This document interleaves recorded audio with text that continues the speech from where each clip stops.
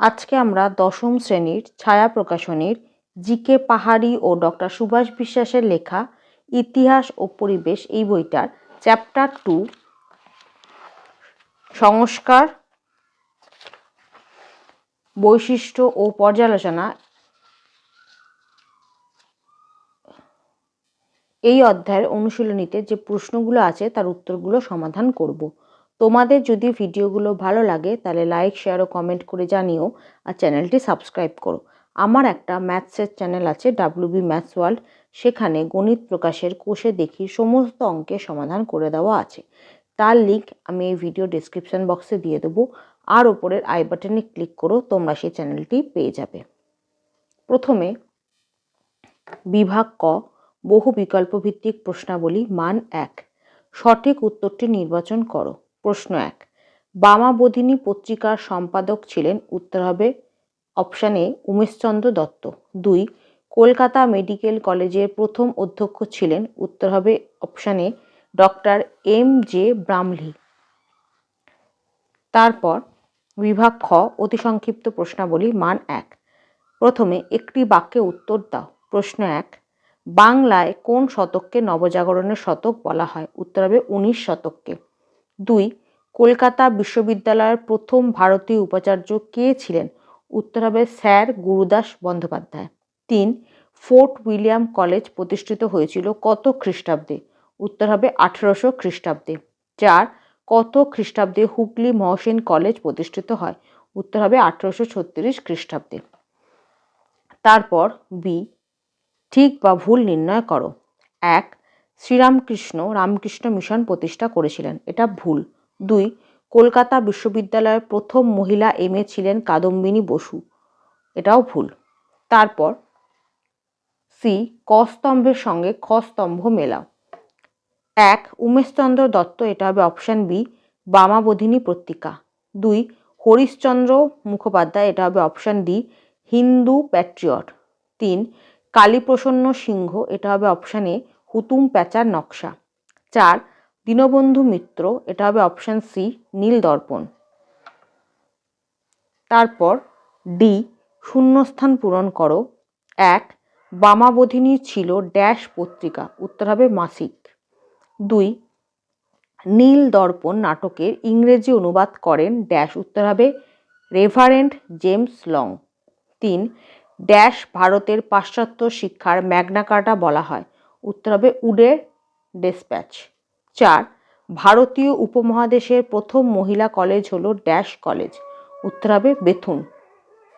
তারপর ই, নিম্নলিখিত বিবৃতিগুলির সঙ্গে সঠিক ব্যাখ্যাটি নির্বাচন করো। বিবৃতি, রামমোহন রায় লর্ড আমহার্স্টকে চিঠি লিখেছিলেন 1823 খ্রিস্টাব্দে, এটা হবে ব্যাখ্যা খ, ভারতে পাশ্চাত্য শিক্ষা বিস্তারের আবেদন জানিয়ে। তারপর বিভাগ গ, সংক্ষিপ্ত প্রশ্নাবলী, মান 2। 2-3টি বাক্যে উত্তর দাও। প্রশ্ন 1, বাংলার নারী শিক্ষা বিস্তারে রাজা রাধাকান্ত দেবের ভূমিকা বিশ্লেষণ করো। উত্তর, রাজা রাধাকান্ত দেব স্ত্রী শিক্ষার সমর্থক ছিলেন।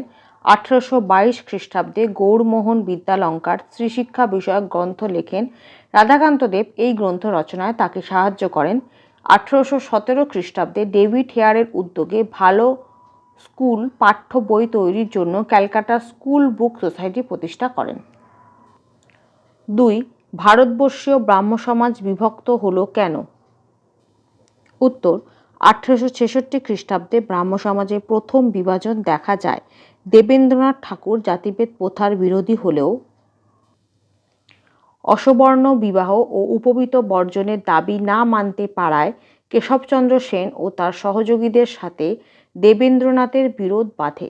সেই সময় কেশবচন্দ্র সেন ভারতীয় ব্রাহ্ম সমাজ ও দেবেন্দ্রনাথ ঠাকুর আদি ব্রাহ্ম সমাজ প্রতিষ্ঠা করেন। 3, মেকলে মিনিট কি? উত্তর, উইলিয়াম বেন্টিংয়ের আইন সচিব এবং শিক্ষা বিভাগের প্রধান টমাস ব্যাবিংটন মেকলে নিজেই ছিলেন পাশ্চাত্যপন্থী। 1835 খ্রিস্টাব্দে 2রা ফেব্রুয়ারি তিনি ভারতে পাশ্চাত্য শিক্ষা প্রসারের পক্ষে একটি প্রতিবেদন পেশ করেন, তাকে মেকলে মিনিট বলে। এর ফলে ভারতে সরকারিভাবে পাশ্চাত্য শিক্ষার প্রসার ঘটে। 4. সমাজ সংস্কারে নব্যবঙ্গদের ভূমিকা কী ছিল? 33 নম্বর পাতায়। এখান থেকে এতটা। 5. মধুসূদন গুপ্ত কে ছিলেন? 30 নম্বর পাতায়। এখান থেকে এতটা। 6. বাংলার নবজাগরণ বলতে কী বোঝায়? 39 নম্বর পাতায় একদম শেষের দিকে। এখান থেকে এতটা লেখার পর 40 নম্বর পাতায় এখান থেকে এতটা।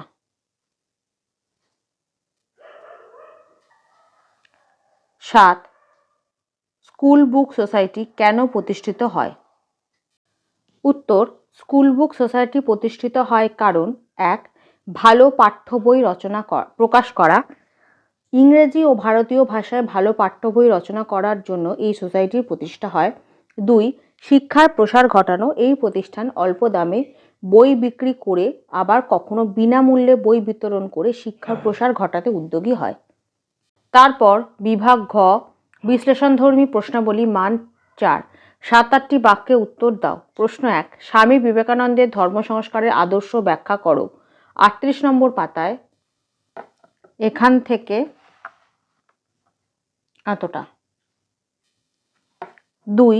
হুতুম প্যাঁচার নকশা গ্রন্থে 19 শতকের বাংলার কিরূপ সমাজচিত্র পাওয়া যায়? 23 নম্বর পাতায় এখান থেকে এতটা। 3. এদেশের চিকিৎসাবিদ্যার ক্ষেত্রে কলকাতা মেডিকেল কলেজের কিরূপ ভূমিকা ছিল? 30 নম্বর পাতায় এখান থেকে এতটা। 4. নীলদর্পণ নাটক থেকে 19 শতকের বাংলার সমাজের কিরূপ প্রতিফলন পাওয়া যায়? 23 নম্বর পাতায় এখান থেকে এতটা লেখার পর 24 নম্বর পাতায় এখান থেকে এতটা। 5. 19 শতকে নারী শিক্ষা বিস্তারে ড্রিঙ্ক ওয়াটার বেথুন কি ভূমিকা গ্রহণ করেছিলেন? 29 নম্বর পাতায় এখান থেকে এতটা লেখার পর 30 নম্বর পাতায় এখান থেকে এতটা। 6. শ্রীরামকৃষ্ণের সর্বধর্ম সমন্বয়ের আদর্শ ব্যাখ্যা করো। 37 নম্বর পাতায় এখান থেকে এতটা লেখার পর 38 নম্বর পাতায় এখান থেকে এতটা।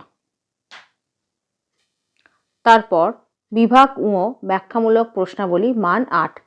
15-16টি বাক্যে উত্তর দাও। প্রশ্ন 1.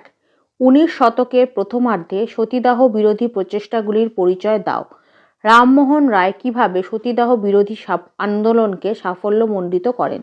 31 নম্বর পাতায় প্রথম প্রশ্নের উত্তর লিখবে এখান থেকে এতটা। তারপর 32 নম্বর পাতায় এখান থেকে এতটা। তারপরের প্রশ্নের উত্তর এখান থেকে এতটা। 2. 19 শতকের বাংলায় ধর্ম সংস্কার আন্দোলনে রামকৃষ্ণদেবের ভূমিকা সংক্ষেপে আলোচনা করো। 37 নম্বর পাতায় এখান থেকে এতটা লেখার পর 38 নম্বর পাতায় এখান থেকে এতটা। 3. বিদ্যাসাগরের নেতৃত্বে বিধবা বিবাহ আন্দোলনের সংক্ষিপ্ত বিবরণ দাও। বিদ্যাসাগর কতটা সাফল্য অর্জন করেছিলেন?